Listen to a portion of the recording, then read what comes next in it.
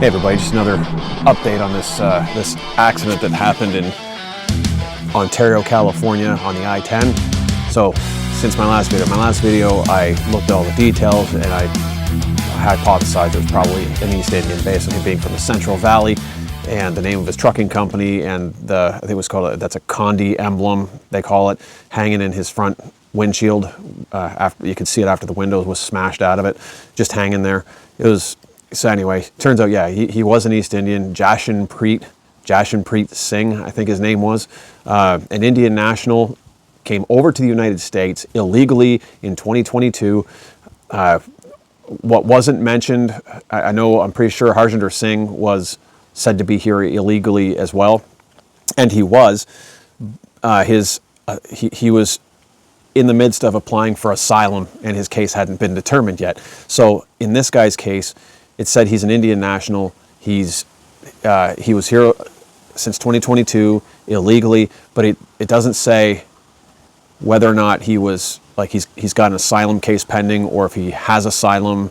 You know, sometimes that language gets tossed around, but whatever. It doesn't matter. The whole point is, for anybody who's got an issue with Mr. Trump's immigration policies, just realize this is why these immigration policies are being instituted. It's not that a regular American, it's not that it's less heinous.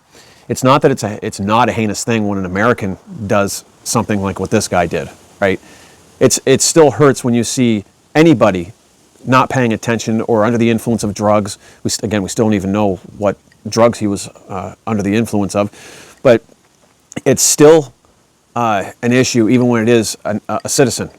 But it's insult to injury when someone who shouldn't be there in the first place, who shouldn't be behind the wheel, whether it's because they can't speak English, because they're not keeping the laws that have been on the books since the 30s, or because some state gave them a license they weren't entitled to,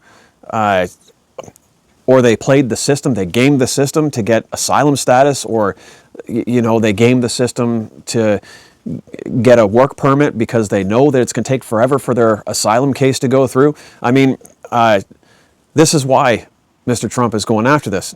Now you got a guy, he's 59 years old, I think is what it said. The one victim that they found he's a 59-year-old man. They haven't found the names of the other people, and then you got a couple other people who were severely burned, right? You saw the guy's truck catch on fire, right? So every time one of these accidents happens, it validates Mr. Trump's positions. It validates everything that he's doing, right? So anyway, that's what we know right now. We don't know what kind of drugs he was on. We don't know if he fell asleep. We don't know if he was texting. We don't, but it looks like he's going to be charged with vehicular manslaughter and DUI, according to the ABC News report I just read. So that's the latest that we know of. Anyway, until next time, cheers. Keep the rubber side down.